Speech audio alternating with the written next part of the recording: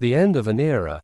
Eamonn Holmes, This Morning, and the goodbye nobody saw coming. There's a particular kind of silence that falls over a television set when something is ending, not dramatically, not with fanfare, but quietly, the way a tide pulls back from shore before anyone realizes the water was already leaving.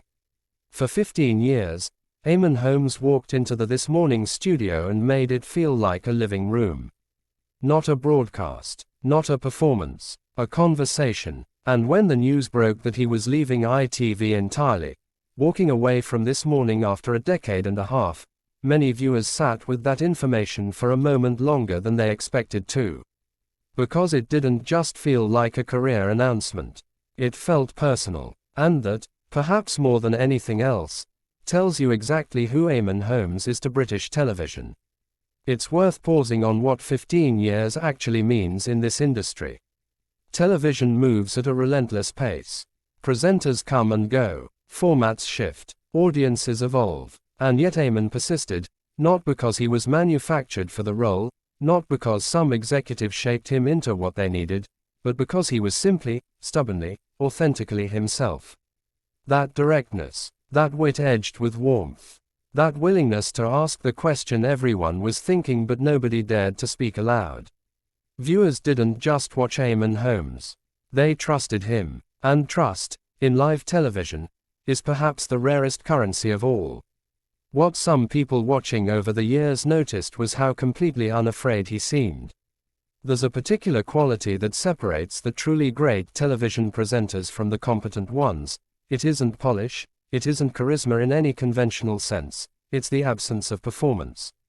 Eamonn never appeared to be playing a version of himself for the camera.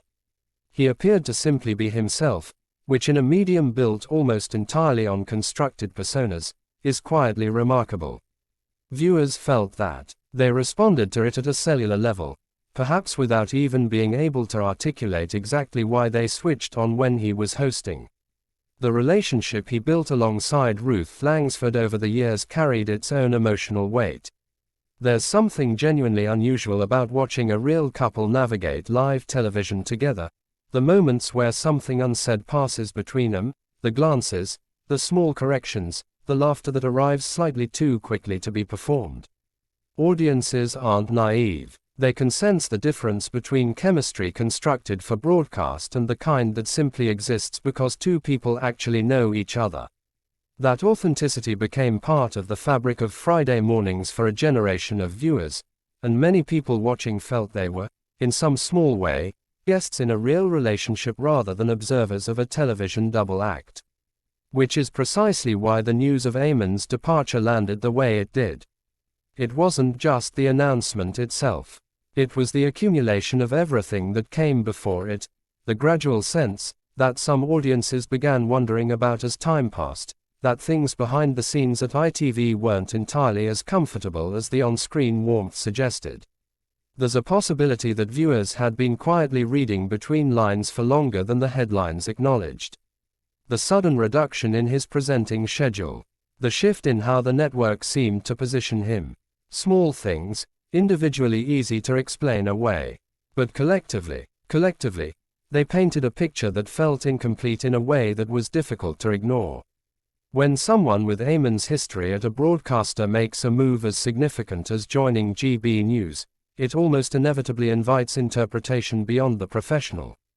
And the question that seems to genuinely preoccupy people isn't simply where he's going, it's why. What does it say about what he was leaving behind? What does it reveal about the invisible dynamics of a television institution that audiences invested in for years? Some viewers interpreted the move as a kind of liberation. Others felt something closer to sadness, not for him necessarily, but for what his departure represented about how the industry treats longevity, loyalty, and the presenters who gave significant portions of their working lives to a single broadcaster. GB News, for its part, represents something genuinely different. It came into existence against considerable skepticism, dismissed early by critics who assumed it would collapse under the weight of its own ambitions and controversies. It didn't, and whatever your personal politics or preferences as a viewer, there's something worth acknowledging in the fact that it carved out a space where a certain kind of television conversation, direct, opinionated, unafraid of friction, found an audience. The moment appeared to hint at something interesting.